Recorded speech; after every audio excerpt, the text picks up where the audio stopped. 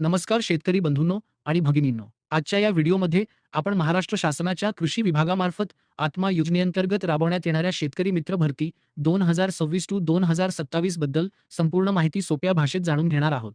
कृषी विभाग आणि आपल्या गावातील शेतकरी यांच्यातील एक महत्त्वाचा दुवा म्हणून शेतकरी मित्र काम करत असतात. जर तुम्हाला शेतीमध्ये रस असेल, नवीन तंत्रज्ञानाची आवड असेल आणि इतर शेतकऱ्यांना मार्गदर्शन करण्याची इच्छा असेल, तर ही योजना तुमच्यासाठी एक उत्तम. सर्वप्रथम आपण समजून घेऊया की शेतकरी मित्र म्हणजे नेमके काय आणि या पदासाठी शासनाने कोणते मुख्य निकष ठरवले आहेत. शेतकरी मित्र हा केवळ एक पद नसून ते गावातील कृषी विकासाचे एक प्रमुख माध्यम आहे. या पदासाठी निवडल्या जाणाऱ्या व्यक्तीला शेतीची आवड असणे, शेतीमध्ये नाविन्यपूर्ण प्रयोग करण्याची वृत्ती असणे आणि नवीन तंत्रज्ञानाचा स्वीकार करण्याची तयारी असणे अत्यंत आवश्यक आहे. जो शेतकरी कृषी विस्ताराचे कार्य हे आपले स्वकर्तव्य समजून उत्साहाने करतो आणि इतर सर्व शेतकऱ्यांना सोबत घेऊन काम करण्याची क्षमता ठेवतो, अशाच व्यक्तीला या कामासाठी प्राधान्य दिले जाते. शेतकरी मित्राकडे गावातील आणि त्याच्या क्षेत्रातील इतर शेतकऱ्यांशी उत्तम संवाद साधण्याचे कौशल्य असणे आवश्यक आहे, कारण त्याला वेळोवेळी तालुका, तंत्रज्ञान व्यवस्थापक आणि इतर अधिकाऱ्यांशी समन्वय साधून काम करावे लागते. याशिवाय सध्याचे युग हे डिजिटल युग असल्याने कृषी विभागाच्या विविध मोबाईल ॲप्स आणि मिस पोर्टलवर आवश्यक माहिती आणि डेटा अचूकपणे भरण्याची त्याची तयारी असावी लागते. थोडक्यात सांगायचे तर, गावातील ज्या शेतकऱ्याने शेती क्षेत्रातील आपले कौशल्य सिद्ध केले आहे आणि ज्याचे काम इतर सर्व शेतकऱ्यांसाठी अनुकरणीय आहे, असा प्रयोगशील शेतकरीच या योजनेसाठी पात्र ठरतो. आता आपण शेतकरी मित्र पदासाठी लागणाऱ्या आवश्यक शैक्षणिक आणि इतर वैयक्तिक पात्रतेबाबत सविस्तर माहिती पाहूया. शासनाच्या सुधारित नियमानुसार अर्जदार शेतकऱ्याचे वय किमान 25 वर्षे पूर्ण असावे आणि कमाल वय 60 वर्षांपेक्षा जास्त नसावे. सर्वात महत्त्वाची अट म्हणजे अर्जदार हा संबंधित सहाय्यक कृषी अधिकाऱ्याच्या कार्यक्षेत्रातील गावाचा मूळ रहिवासी आणि प्रत्यक्ष शेती करणारा शेतकरी असणे बंधनकारक आहे. उमेदवाराचे शैक्षणिक शिक्षण हे किमान 12वी पास असणे आवश्यक आहे. याशिवाय आजच्या आधुनिक काळात शेतकरी मित्राला व्हॉट्सॲप, फेसबुक किंवा इतर समाज माध्यमे सोशल मीडिया हाताळण्याचे किमान मूलभूत कौशल्य असले पाहिजे. कामाच्या वेळेचा विचार केल्यास शेतकरी मित्राने दररोज कमीत कमी 2 तास कृषी विभागाच्या कामासाठी आणि शेतकऱ्यांच्या सेवेसाठी देणे अपेक्षित आहे. इथे एक बाब लक्षात ठेवणे गरजेचे आहे की हे काम पूर्णपणे सेवाभावी वृत्तीने करायचे असून शेतकरी मित्रा मिळणाऱ्या मानधनाकडे उपजीविकेचे मुख्य साधन म्हणून पाहू नये. तसेच अर्जदाराची कोणतीही गुन्हेगारी नोंद नसावी. या पदावर काम करताना कृषी विभागामध्ये कायमस्वरूपी नोकरी मिळण्याचा कोणताही दावा करता येणार नाही, कारण ही नियुक्ती मानधन तत्वावर ठराविक कालावधीसाठी केली जाते.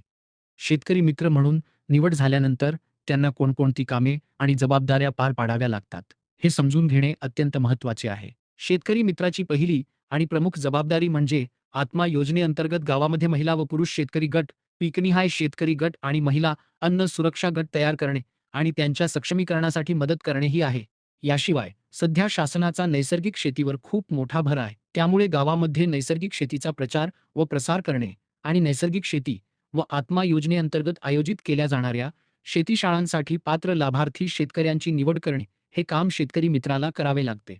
शेतीशाळेच्या सर्व वर्गांना स्वतः उपस्थित राहून शेतकऱ्यांना मार्गदर्शन करणे आणि गावातील ग्रामसभांमध्ये सक्रिय सहभाग घेऊन कृषी व कृषी संलग्न विभागांच्या विविध शासकीय योजनांची माहिती ग्रामस्थांपर्यंत पोहोचवणे ही देखील त्यांचीच जबाबदारी असते. तसेच गावात आयोजित केल्या जाणाऱ्या शेतकरी प्रशिक्षणांची पूर्वतयारी करणे, कृषी प्रदर्शने व प्रात्यक्षिकांच्या नोंदी ठेवणे आणि तालुका कृषी अधिकाऱ्यांनी बोलावलेल्या बैठकांना वेळेवर उपस्थित राहून दिलेल्या सूचनांचे पालन करणे हे शेतकरी मित्राचे मुख्य कर्तव्य मानले जाते.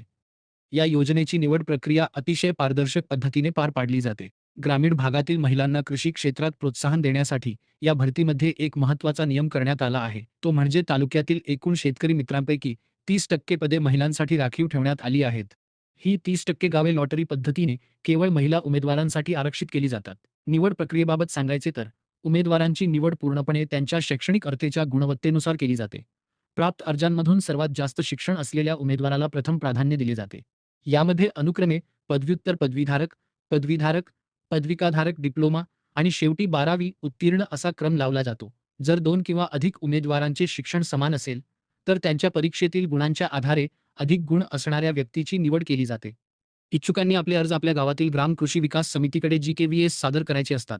ही समिती प्राप्त अर्जांची छाननी करून ठरावाद्वारे योग्य उमेदवाराची निवड अंतिम करते आणि त्याची माहिती ग्रामसभेत व ग्रामपंचायतीच्या सूचना फलकावर प्रसिद्ध करते. ही निवड 2 वर्षांच्या कालावधीसाठी केली जाते. शेवटी आपण शेतकरी मित्रांना मिळणारे मानधन आणि त्यांच्या कामाचे मूल्यमापन कसे होते याबद्दल माहिती पाहूया. शेतकरी मित्राला कृषी विभागाकडून प्रति महिना ₹1,500 याप्रमाणे वार्षिक ₹18,000 मानधन दिले जाते. या मानधनाव्यतिरिक्त कोणताही अतिरिक्त प्रवास खर्च किंवा भत्ते देय नसतात. हे मानधन रोखीने न देता प्रत्येक 3 महिन्यांनी थेट बँक खात्यावर जमा केले जाते. पहिल्या वर्षाचा कार्यकाळ पूर्ण झाल्यानंतर शेतकरी मित्राला आपल्या कामाचा स्वयं मूल्यमापन अहवाल सादर करावा लागतो. कामाचे स्वरूप, शेतीशाळांमधील उपस्थिती, नवीन गट निर्मिती आणि नाविन्यपूर्ण कार्य यांच्या आधारे 125 गुणांपैकी मूल्यमापन केले जाते. ज्या शेतकरी मित्राला 75 किंवा त्यापेक्षा जास्त गुण मिळतात, त्यांचीच सेवा दुसऱ्या वर्षासाठी पुढे सुरू ठेवली जाते. जर तुम्हालाही या योजनेत सहभागी होऊन आपल्या गावातील शेतकऱ्यांची सेवा करायची असेल, तर नक्कीच अर्ज करा. अधिक माहितीसाठी आजच तुमच्या गावातील कृषी सहाय्यक किंवा तालुका कृषी अधिकारी कार्यालयाशी संपर्क साधा. आशा आहे की तुम्हाला हा व्हिडिओ अत्यंत माहितीपूर्ण वाटला असेल. व्हिडिओ आवडला असल्यास लाईक करा, सर्व शेतकरी मित्रांना शेअर करा आणि चॅनलला सबस्क्राईब करायला विसरू नका. धन्यवाद.